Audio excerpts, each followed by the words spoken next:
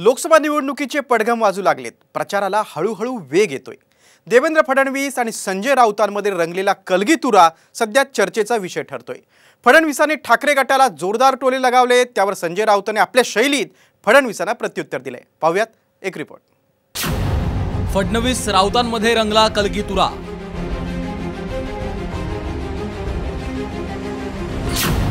गाढवाला चंदन लावलं तरी ते उकिरड्यावर जातच, फडणवीसांचा ठाकरे गटाला टोला। डुकराला स्वर्गात बोलावलं तरी ते चिखलात लोळणारच, संजय राऊतांचं प्रतिउत्तर।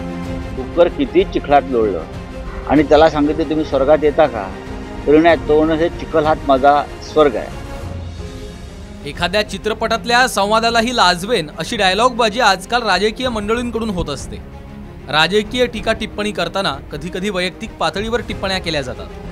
त्याचाच प्रत्यय आलाय देवेंद्र फडणवीस आणि संजय राऊतांमध्ये रंगलेल्या या कलगीतुऱ्यातून। पिंपरी चिंचवडच्या भोसरी विधानसभा मतदारसंघातल्या विविध प्रकल्पांच्या उद्घाटनाच्या कार्यक्रमात फडणवीसांनी ठाकरे गटाला उपरोधिक टोले लगावले। गाढवाला कितीही चंदन उटी लावली तरी ते उकिरड्यावर जाऊन अंगाला राख लावून घेतं, असं फडणवीस म्हणाले होते। त्यावर डुकराला स्वर्गात यायला सांगितलं तरी ते चिखलातच लोळतं, असा पलटवार संजय राऊतांनी केलाय। गाढवाची अंगी चंदनाची उटी, राखे सवे भेटी केली तळे। म्हणजे गाढवाला जर चंदनाची उटी लावली तरी तो उकिरड्यात जाऊनच राख अंगाला लावून घेणारच।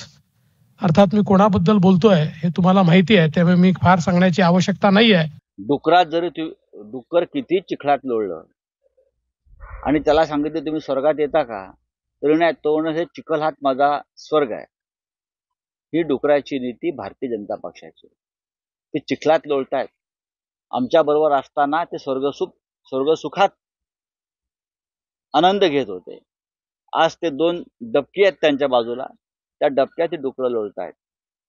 आणि देवेंद्र फडणवीस यांची सध्याची का वचवच सुरू आहे बरं, काही त्यांचं फ्रस्ट्रेशन आहे, हे त्यांचे नैराश्य आहे। कट्यारवरून देखील फडणवीस राऊतांमध्ये जोरदार वार पलटवार झाले। कट्यार काळजात घुसणार असल्याचा टोला फडणवीसांनी लगावला होता, त्याला संजय राऊतांनी आपल्या शैलीत प्रतिउत्तर दिलंय।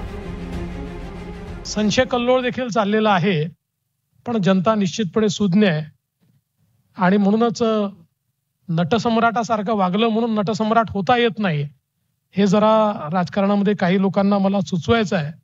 आणि तसे ते वागले तर कट्यार काळजात घुसणार आहे आणि त्याची वेदना त्यांना होणारच आहे। आधी कट्यार कमरेवर बाळगायला शिका। हे चाकू शिरेवाले आम्ही लोक आहोत बरं का।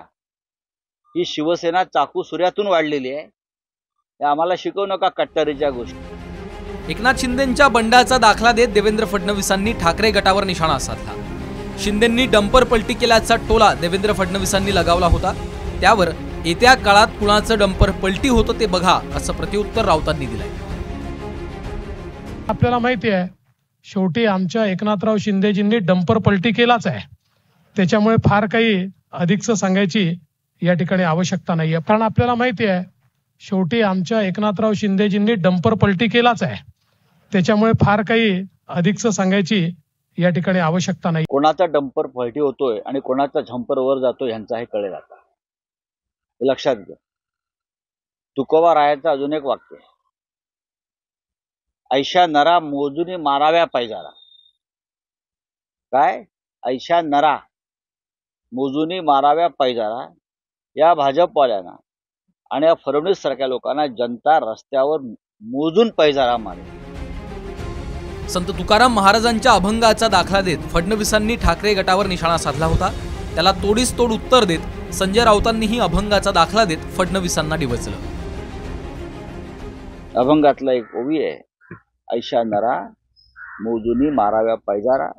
ते फडणवीस यांच्यासारख्या भारतीय जनता पक्षाच्या बेईमान गद्दार, ज्याने महाराष्ट्राच्या पाठीत खंजीर खुपसला, अशा लोकांसाठी आहे। ज्यांच्या कचऱ्याच्या डंपर मध्ये हे बसले आहेत, तो डंपर आहे, तो कचऱ्याचा डंपर आहे,